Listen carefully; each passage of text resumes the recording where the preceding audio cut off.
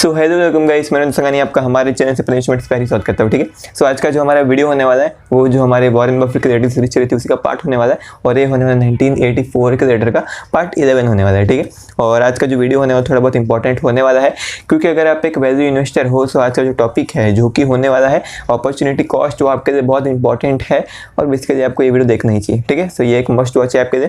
तो चालू करते हैं। सो ये जो वीडियो है या फिर ये जो लेसन है इसमें वॉरेन बफेट वे कहते हैं कि हमने यहाँ पे WPPSS नाम की कंपनी के बॉन्ड में इन्वेस्टमेंट किया था। हमने उसमें तकरीबन $139 मिलियन उसमें इन्वेस्टमेंट किए थे। वे आगे यहाँ पे कहते हैं कि उसकी जो अर्निंग्स थी यानी उससे जो हमें पैसे मिल रहे थे वो तकरीबन $22.7 मिलियन थे टैक्स के बाद। ठीक है, सो टैक्स के बाद उनको तकरीबन $22.7 मिलियन की अर्निंग्स हो रही थी उनको, जो कि तकरीबन 16% के रिटर्न के आजू बाजू की होती है। सो वॉरेन बफेट जी कहते हैं कि कोई भी ऐसा बिजनेस जो 16% रिटर्न कमा पाता है टैक्स गिनने के बाद, सो बेसिकली वो बिजनेस बहुत काबिल तारीफ है, वो बिजनेस बहुत अच्छा है और ऐसे बिजनेस बहुत कम होते हैं।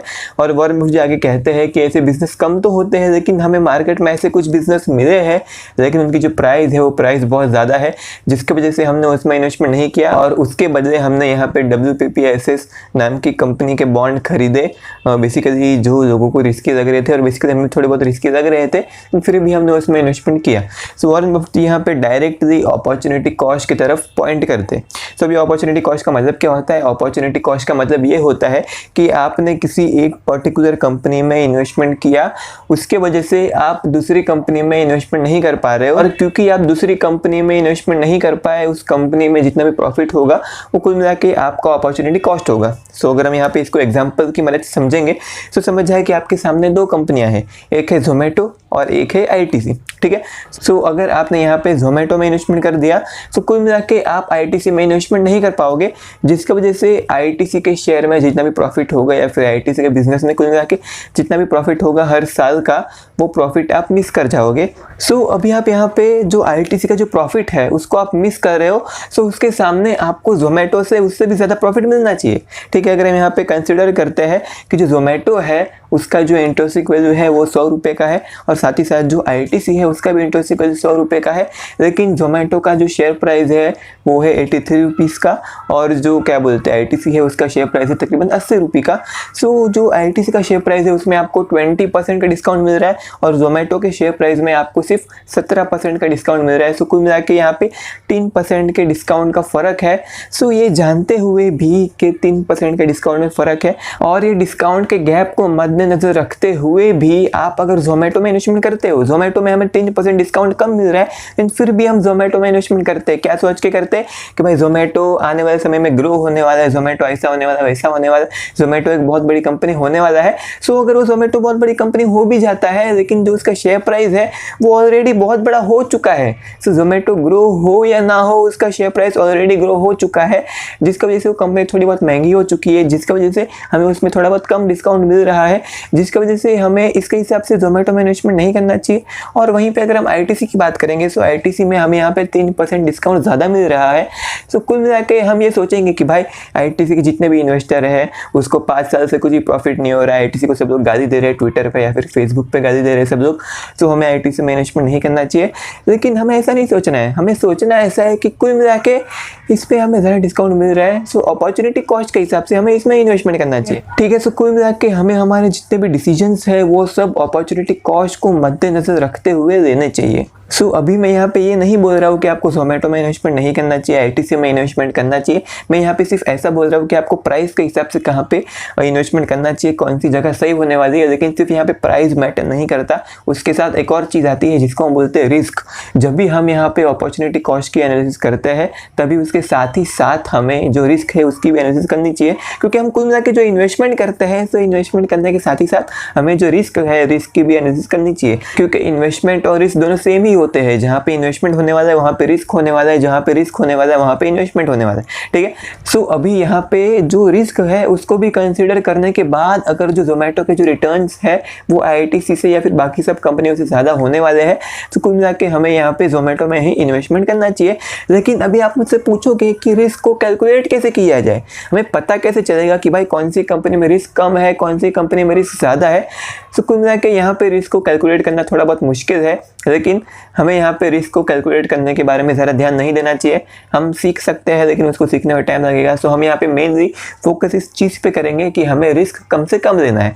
सो रिस्क कम से कम कैसे ले सकते हैं? अगर हमें कंपनी के बारे में, यानी कंपनी जितने भी फंडामेंटल्स है उसके बारे में अच्छी इन्फॉर्मेशन रहेगी, अगर हमें वो कंपनी जिस इंडस्ट्री में है उसके बारे में अच्छी खासी इन्फॉर्मेशन रहेगी, और साथ ही साथ उस कंपनी के कॉम्पिटिटर के बारे में अच्छी खासी इन्फॉर्मेशन रहेगी, कंपनी के मैनेजमेंट के बारे में, ये सब चीज़ों के बारे में अगर हमें अच्छी खासी इन्फॉर्मेशन रहेगी, तो कुल मिला के हम हमारा जो इंट्रिंसिक वैल्यू होने वाला है उसमें हम जो ग्रोथ प्रोस्पेक्ट देने वाले, यानी कितना % कंपनी ग्रो हो सकती है, इसमें जो डिस्काउंट रेट है वो कितना होना चाहिए, ये सब हम ज़्यादा अच्छी तरीके से, ज़्यादा बेहतर तरीके से हम प्रिडिक्ट कर पाएंगे।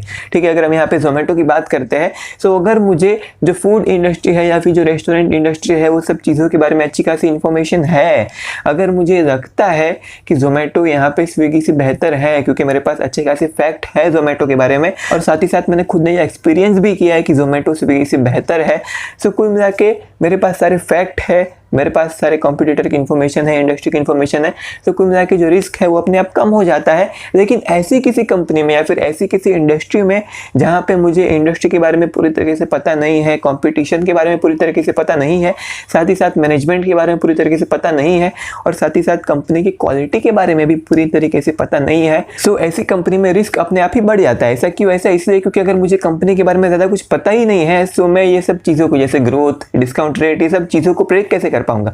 ठीक है, सो अगर इसका हम यहाँ पे एग्जांपल देते हैं, सो हम यहाँ पे बोलते हैं कि एक जोमेटो एक कंपनी है, एक आईटीसी कंपनी है। जोमेटो की शेयर प्राइस अभी 70 रुपये की है और उसके इंट्रिंसिक वैल्यू 100 रुपये की है। आईटीसी की शेयर प्राइस 90 रुपये की है और उसका जो इंट्रिंसिक वैल्यू है वो 100 रुपये का है। सो आईटीसी हमें 10% की डिस्काउंट मिल रही है, जोमेटो हमें 30% की डिस्काउंट मिल रही है।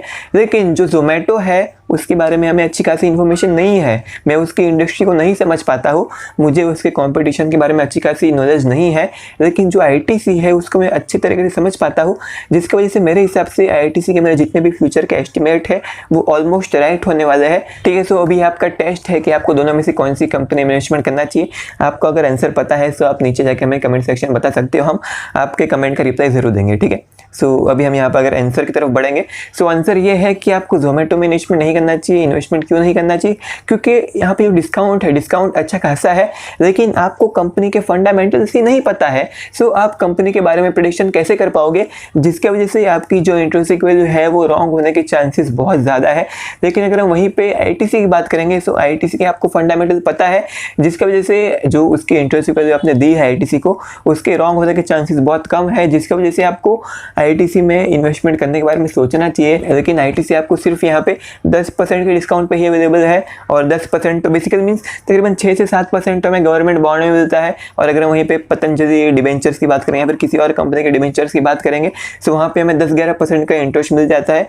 सो बेसिकली हमें यहाँ पे आईटीसी में भी इन्वेस्टमेंट नहीं करना चाहिए। ठीक है, सो यही था यहाँ पे आंसर, हमें दोनों में ही इन्वेस्टमेंट नहीं करना चाहिए, हमें ऐसी किसी कंपनी में इन्वेस्टमेंट करना चाहिए। यानी कुल मिला के हमें एक ऐसी कंपनी ढूंढनी है जिसके बारे में हमें बहुत कुछ पता हो, हमें उसकी इंडस्ट्री, उसकी कॉम्पिटिटर, हर एक चीज़ के बारे में अच्छी खासी इन्फॉर्मेशन हो, और साथ ही साथ वो बाकी सब कंपनियों से अच्छी खासी डिस्काउंट पे भी अवेलेबल है। ठीक है, जैसे अगर हम 2020 की बात करेंगे, तो मुझे फार्मा कंपनी में इतना ज़्यादा नॉलेज नहीं था, जिसकी वजह से मैंने फार्मा कंपनी में इन्वेस्टमेंट नहीं किया।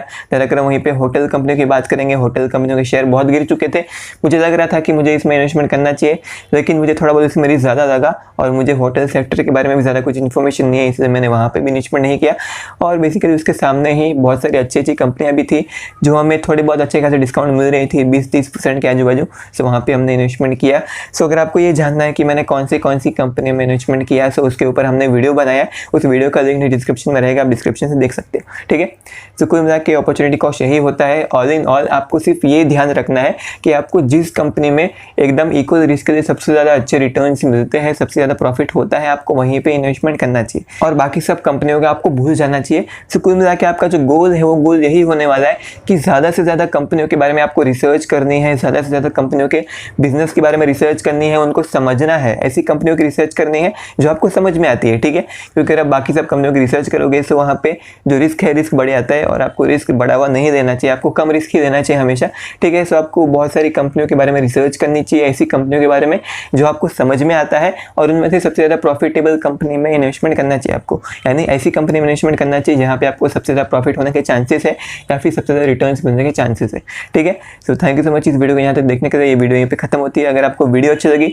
तो प्लीज़ एक बार चैनल को सब्सक्राइब कर देना, बाजू में बेल आइकन उसको बजा दीजिएगा, ताकि हमारे चैनल पे कोई भी नई वीडियो आएगी उसको नोटिफिकेशन सबसे पहले आपके पास ही आएगी। और मेरे हिसाब से आपको हमारे चैनल को सब्सक्राइब करना ही चाहिए अगर आप एक वैल्यू इन्वेस्टर हो तो, क्योंकि हमने वैल्यू इन्वेस्टर के लिए बहुत सारी अच्छी वीडियो बनाई है, और वो सब अच्छी वीडियो की, या फिर बेसिकली वो सब अच्छी वीडियो में से कुछ बहुत अच्छी वीडियो की लिंक नीचे डिस्क्रिप्शन में रहेगी, आप वहाँ से चेक कर सकते हो।